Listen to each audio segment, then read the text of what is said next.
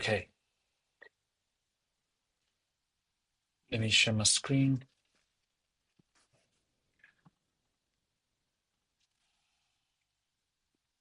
Can you see my screen? Yeah. Okay.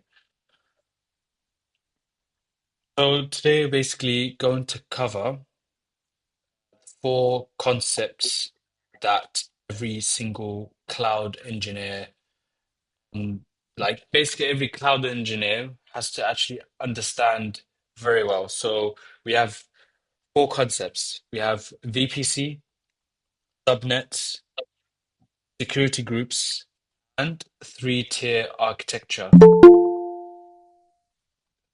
Joining. Let me allow them in 1 second. Can you hear me well, Abdullah? Is there any issues with the mic? No, I can hear you. It's fine. Perfect. Okay. Let me allow them in 1 second.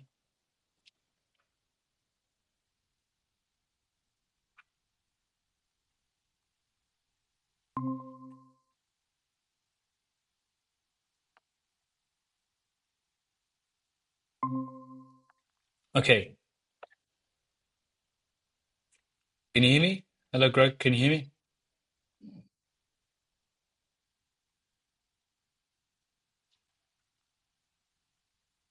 Hello? I can hear you, mate. I'm checking if everything's okay with Greg with the mic. If you can hear me as well.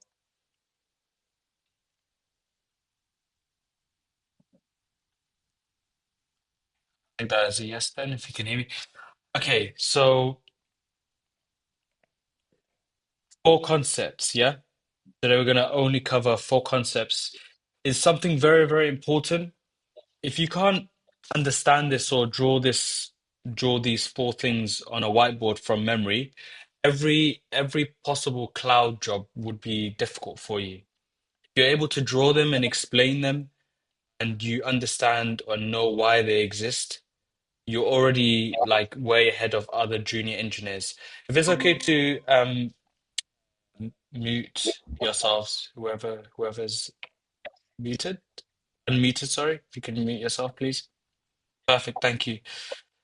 Okay, so if you could draw them and explain them and you know why they exist, you'll be you'll be at good advantage. Why? Because you might be asked this in an interview. You might be asked to explain what these are, etc. So I'll explain each one, and please stop me if there's any concerns, anything that you might have that you're not sure about as I'm explaining, yeah? Okay, cloud engineers versus admin, yeah? Cloud engineers, you need to understand the main difference because a lot of people don't understand the main difference between cloud engineers and admins or IT support. There's a title, um, there's IT support. I want to show you what the actual difference Voice is is. So on the breaking up. left, sorry, Your voice is breaking up. voice is breaking up. Yeah. Is that better now? Yeah, a little bit. Yeah. Okay. So as an IT admin, you get your basically your main job is to do tickets. The type of work that you'll be doing is like fixing IT issues, so resetting people's passwords, um, like issues with like a person's um, like operating system, for example. Yeah. So, but a cloud engineer does a lot more than an IT support, IT admin. Yeah. So the kind of work that you'll be doing is scaling applications on the infrastructure. You're maintaining the applications, you're handling security, backups, etc. So those are the main differences between the two. A lot of people don't understand the differences. So let's go to VPC. This is the first section, or this is the first concept that we're going to work on, or try to understand at least. So a VPC stands for Virtual Private Network. Okay. So essentially, a VPC, you think of it as a house. I think I'm slightly touched upon it um, in the last session. So a VPC is like a house. What does that mean? So remember, a cloud platform, you're renting a space on the cloud platform. Yeah. So if you're a business, you're saying, I want to host my application on the AWS platform. You're renting space on there. That space you're renting is what we call a VPC, a virtual private cloud. It's virtual because it's on the cloud. Private means it's only accessible by your business. It's not, it can't be accessed by someone else that's outside of that business. Yeah. So virtual just means it's not a real building. I'm not saying it's a physical thing, it's virtual. Your So voice it's a is breaking software. up again. Can you hear me properly? Is that I'm hearing some, and it's literally breaking up. okay? Could you mute yourself first, please?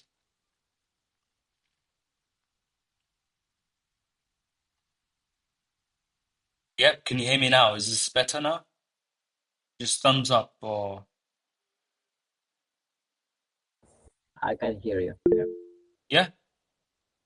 Cool. Okay.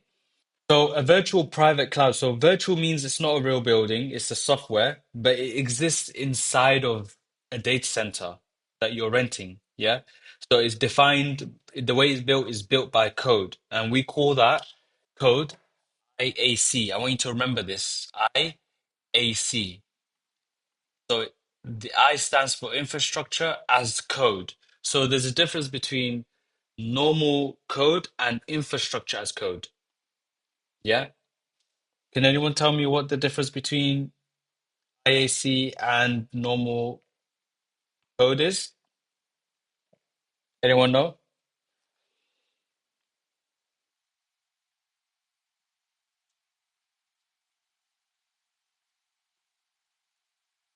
What's the difference between infrastructure as code or normal like development code or application code? Let's say application code.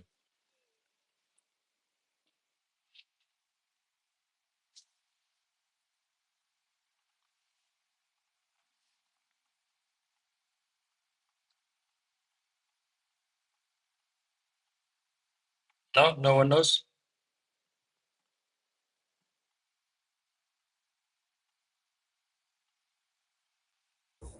I'm not sure now.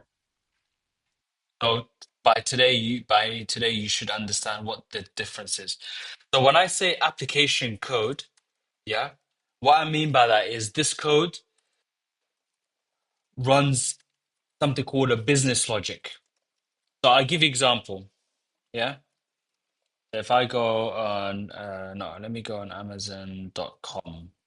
I go on Amazon.com, okay? I'm on their main e-commerce website, right? Yeah. Can you see my screen? So this is Amazon's signing page, right? Right. So if I enter an email, infinity.co.uk, if I press continue, what's happened? So the page is changed to a new page, right?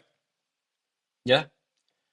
So what happened behind in the back end is that something happened, like a something called a business logic was rendered, and then that displayed this new page. And the message that I'm getting is that I've not created an account with this email, and they would like me to create an account.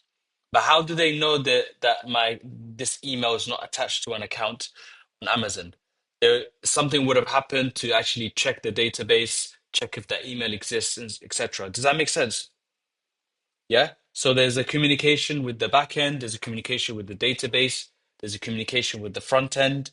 Yeah. So from the moment of interacting with the page as the user all the way up to the response and from the database, this is all application code. Yeah. So it's the code that actually runs on something called business logic. Now, not every page will have the same business logic. Yeah. Right. Does that make sense so far? Yes, yes. So infrastructure as code is slightly different. It doesn't run on a business logic. There's no it's not dealing with what the customer gives you. It literally builds the environment that this application runs on. So this app runs on an environment on the cloud. Yeah. That environment that you build is what we call the IAC, or infrastructure as code. So it's basically code that builds the environment the application runs on. Yeah.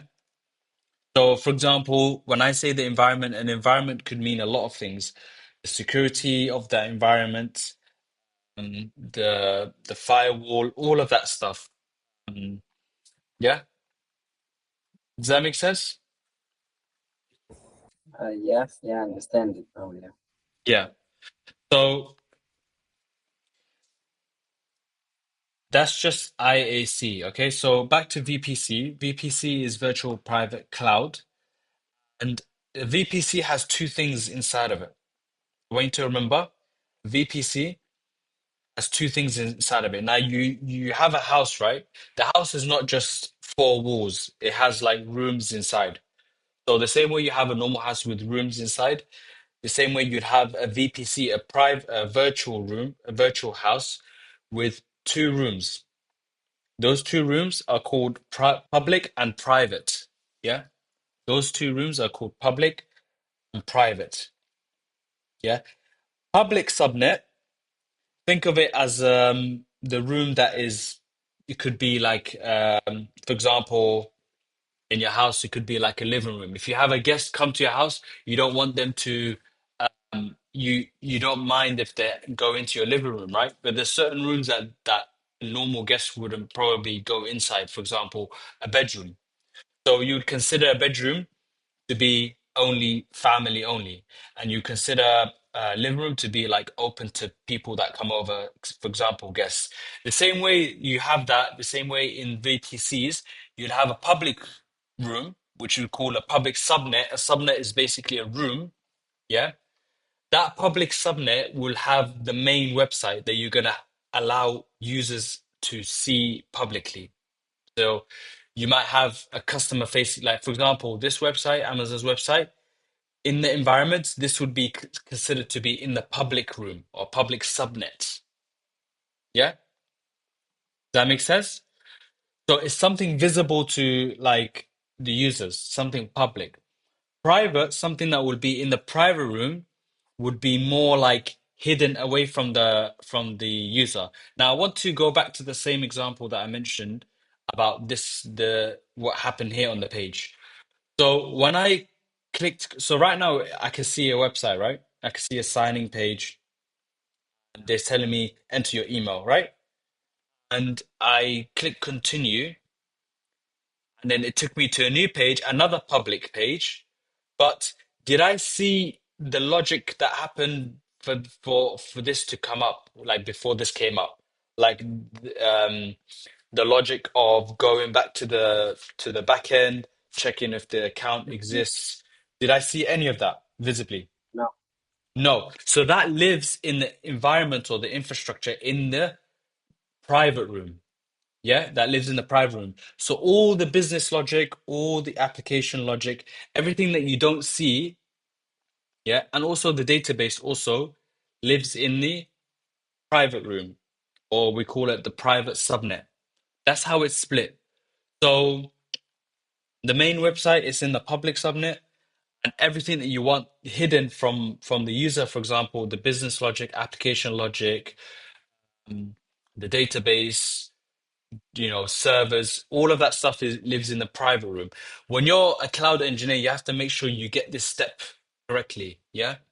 If you don't differentiate between what should be in the public room and what should be in the private room, you're gonna get things confused, and you know what?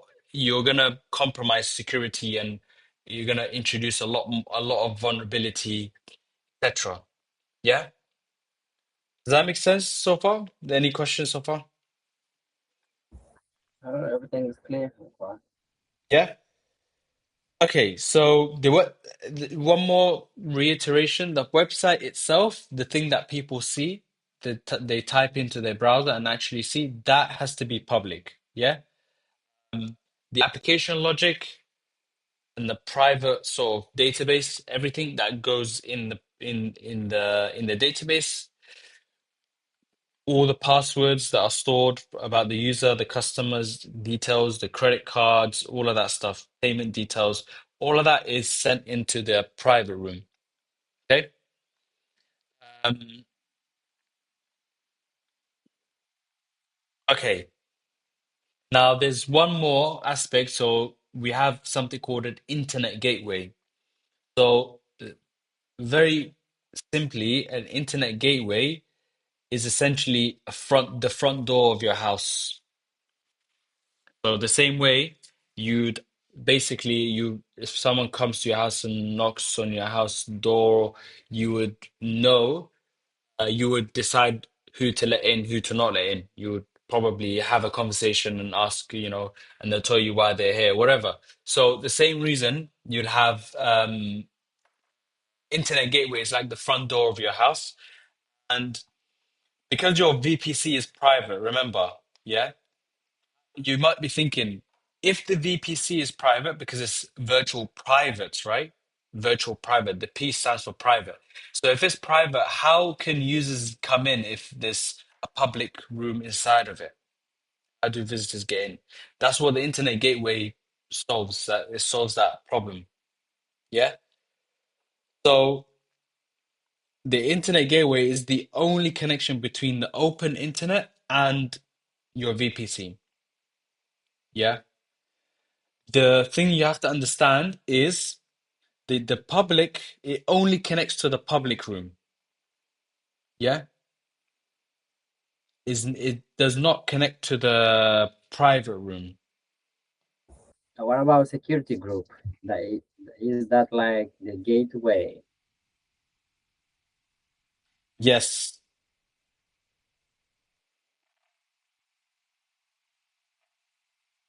Yes. I'll get into security group in a short while, but it links together.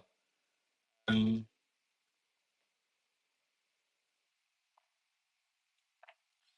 so so it only connects to the public room. Why does it connect only to the public room?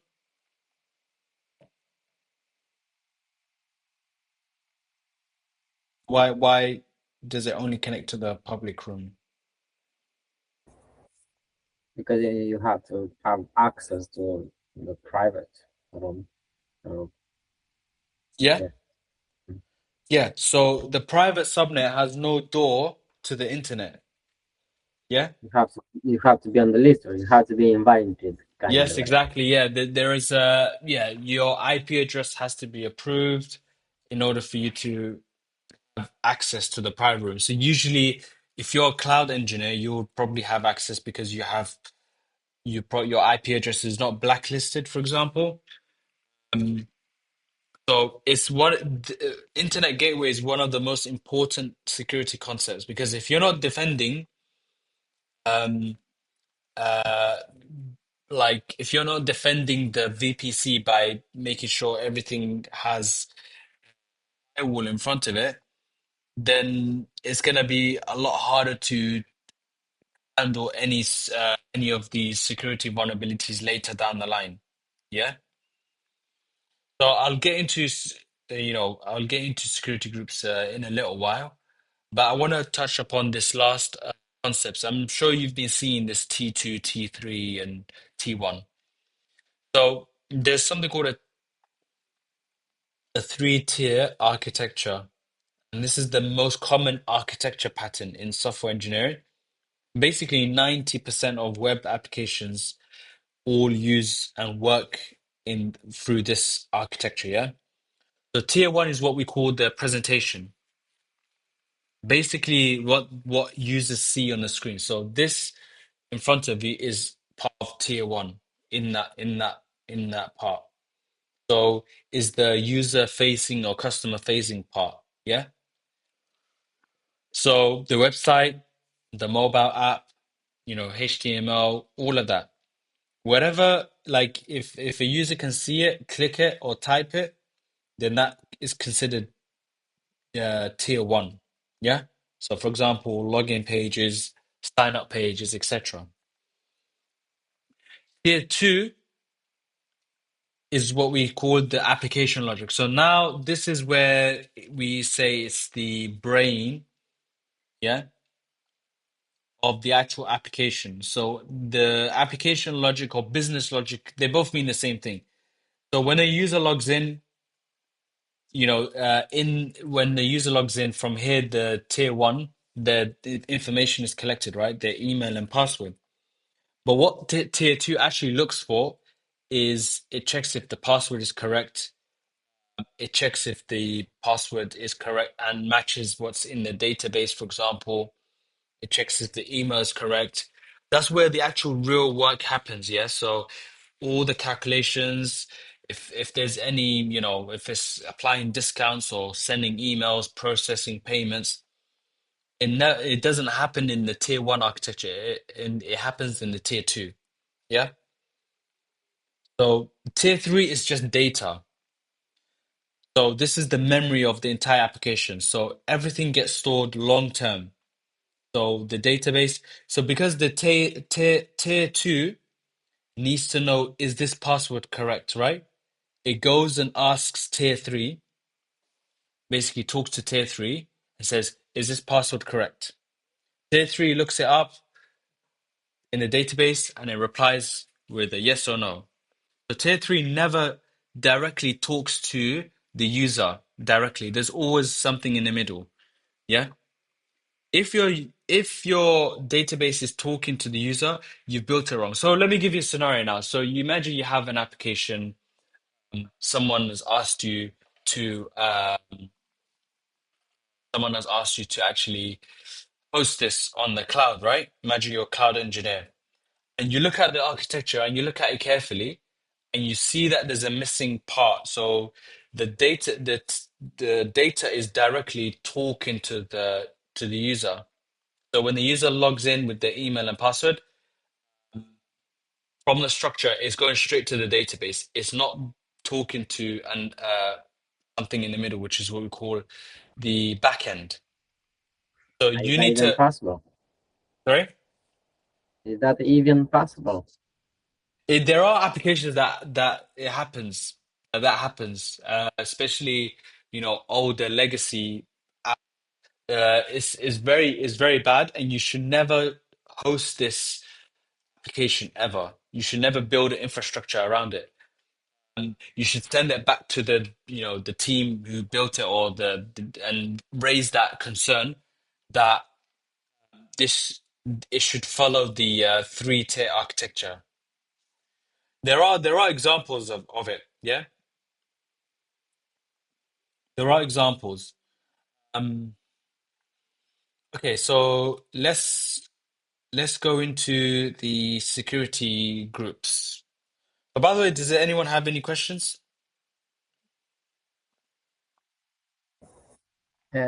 Just once again, what's the API stand for? Good question. Good question. Um, so, what do you think it stands for? Well, I think it's like it's checking the details before going to the database, but I'm not sure what it stands for. I think it's like kind of like a check or something, like a match. It's matching the details. I don't know. Something like that. Yeah. Does it stand for application protocol infrastructure? Yes. Yes. So, could you explain, Abdullah, what you understand from that? This is basically to control who's allowed to access it and who's not allowed to access it. Like Yes. somebody with their account and a password and somebody who's not registered. Like Yes. when you've explained, you put an email address and you've clicked go, Yeah. the first system indicated this email is not registered. Would you like to register, or you have an email registered already, stuff like that. So this controls who has an account or who has not got an account. Basically, it's a protocol of who has got the ability to access the system. Yes. So an application programming interface. I mean, you guys don't really need to um, understand in detail because you're not going to be building it. Building application code. You're going to be building infrastructure code. I'll explain to you what API basically means. So, okay, just the best way I could explain it in terms of this analogy, okay, it's called the restaurant analogy.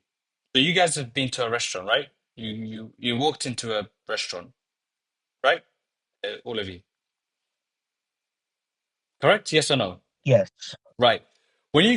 Yeah, When you go into a restaurant, what's the first thing you do? You go take your seat, you sit down, and you try to order food, right? Right? You don't directly walk into the kitchen and start like cooking, do you? You're not at home. You don't talk to the chef either, right? You go sit down, and then someone comes to you, whether it's a waiter or a waitress. The waiter says, "Okay, Greg, Abdullah, what's your order for today? What would you like?" And then you say what you want. You write down they write down what you want. They take it back to the chef, right? To the kitchen. The waiter waits for the food to arrive, to be finished, the cooking to be done, and then the waiter brings the food back to you. Then you know, so you, the customer, are the person sitting down. The waiter is what we call the API. So the waiter is the middleman. So the waiter is like the API. Do you both understand that analogy? Yeah. So the waiter is the API that sits between the back end and the front end. So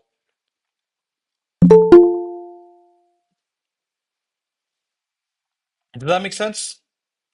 So the waiter is what I just described is the waiter is the API. This is the waiter. Do you both understand? Yeah? yeah, yeah. Yeah. So when I mentioned API, I'm basically referring to this analogy. So the customer is the front end. So that's what goes into tier one, yeah? So what you see, the login page, sign up page, any page that is, has user interface. And the kitchen is the back end, yeah? So the database and with the API is that waiter that goes takes the data. If it's a login page, takes the email and password, goes back to the database and you know checks if that exists or not. So you never actually deal with the database directly. Does that make sense?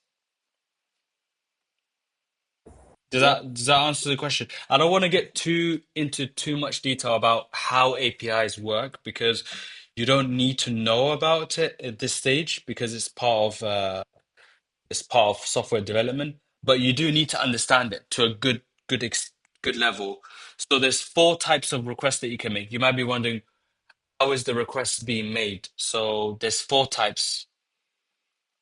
You can make something called a GET request. You can make a post request. Has anyone heard of these types of requests before? no, So when you're, for example, um, has anyone had an account somewhere that they changed their password before or their profile name or something like that? Has anyone done that before? Yeah, I'm changing passwords a lot of times. Yeah? Yeah. So what type of request do you think you are making when you're changing password? I would say get. Are you sure? I don't know. uh, I don't know because it's need a new password. Okay. uh, Are you sure it's a get? depends. You're changing password, so it means that password already exists.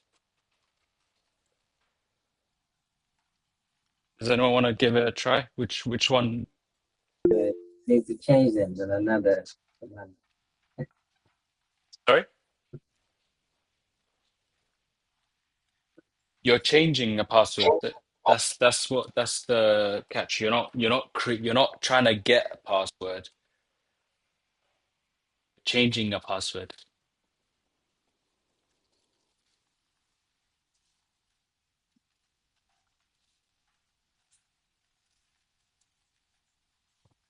Um, can I?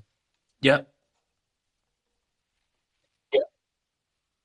Yes, like for example, you forgot your password, your email, whatever, Hotmail Yeah. or Yahoo, whatever.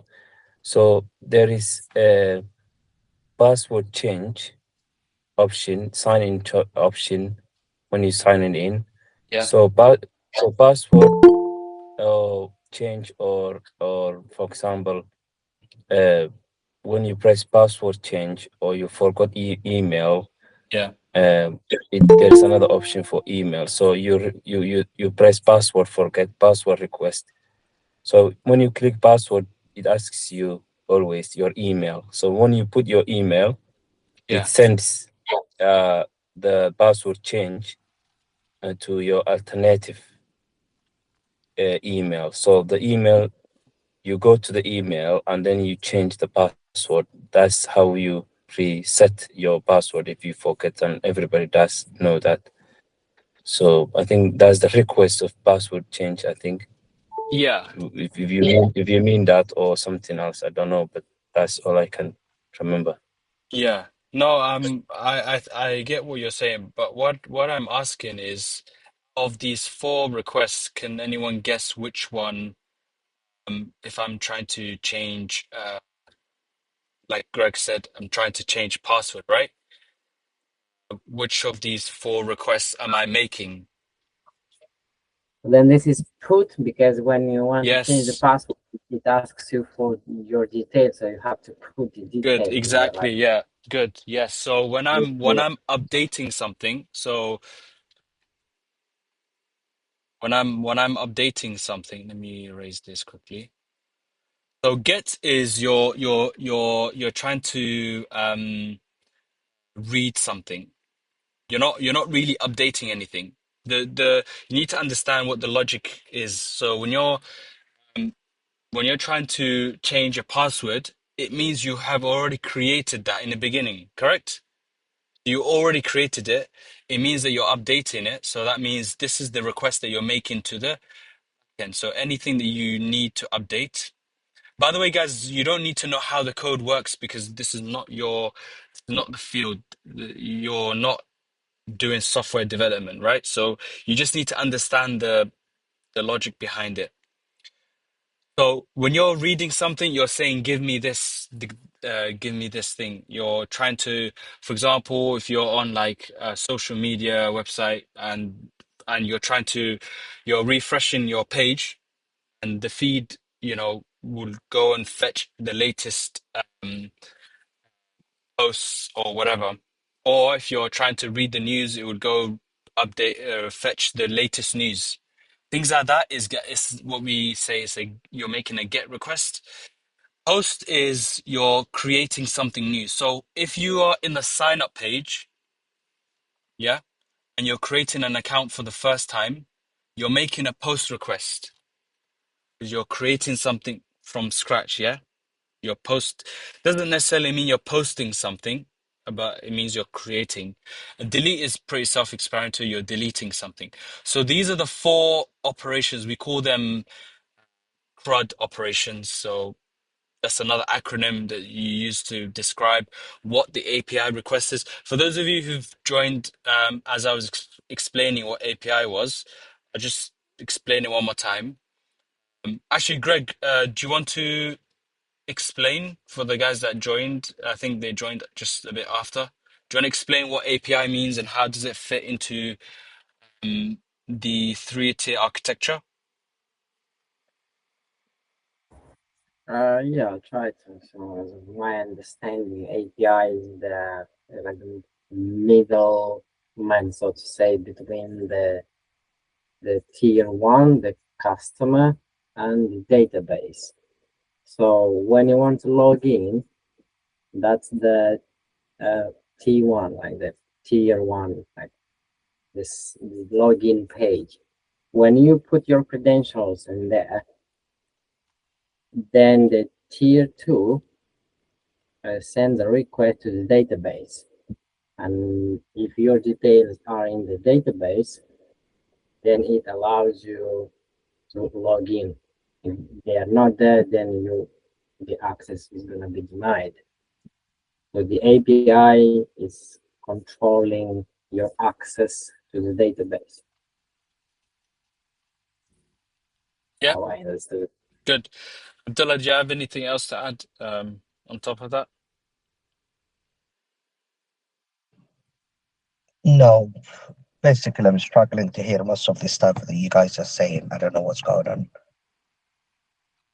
Okay, is there anyone that can't hear me the same way, or maybe it's on my side? I can hear you, but like Gregory is voice something inside. I don't know, but also I can hear it, but not clean. That's okay. Try to. I mean, I'll try to fix my mic quickly, but the Can session's I? yeah, Uh, the tier one is basically like presentation layer, yes, right? And tier two is the business logic layer. yeah. Business or application logic, both mean the same thing. The app logic or the Yeah. business logic, yeah. And then tier three is the data.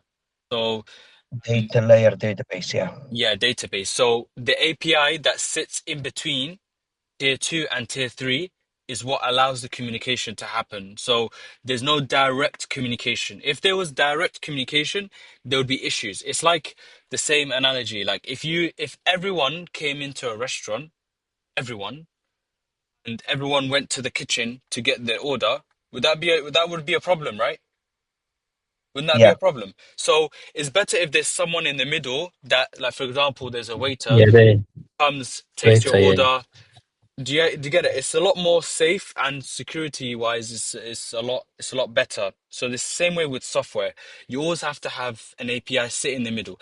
Literally every single thing that you do on the internet has an API sit in there. So every Instagram that you like that you did, or every Facebook like that you did, every video that you watched ever on the internet, every WhatsApp message you sent, every time you scrolled on Netflix, every app that you ever used, there's always an API making these four types of requests. You're either reading something, whether it's you're reading a post or news or article or whatever, or video, you're creating something like you're creating an account or whatever it is, or you're updating something like your profile, you're updating your payment information or whatever it is, or you're deleting something, you're deleting your account. So every time you interact with something over the internet, you're always using API. It's one of the main sort of concepts that you have to understand, regardless of what field you're in. It doesn't matter if you're cloud or DevOps or software. Yeah. Okay. So we learned VPC, we went through subnets, we learned three-tier architecture. Now we're going into security groups, which is the last part. Yeah. Now, remember I said that a security group, internet gateway is your front door to the VPC. So your VPC is like the house that, and your internet gateway allows, anyone, people to come in or out regardless of, allow people to come in and out, right? So, what is security group now? So, security group is like it's literally like a security guard, or we call like we could say a bouncer. Does anyone know what a bouncer is or security guard? yeah. Yeah, Someone don't let anyone accessible to enter somewhere. Yeah, Uh, so you guys have been in like shops, like supermarkets where they have like security guard in front of Yeah, them. yeah, security. Yeah, yeah, Yeah, yeah, that's yeah. what it is.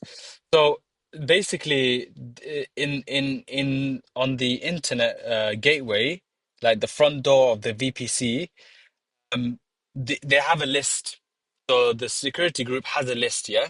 That list is the port numbers. So what's a port? A quick refresher on what a port is. A port is basically a door number into your server. So every time a traffic uses a specific port, every website goes through a specific port, which is port 80 or port 443, which is either HTTP or HTTPS. Every time you type in a website, it either has HTTP or HTTPS, as you can see here. Yeah. So those ports are accepted because that's the way, that's how you allow people to come and see your website.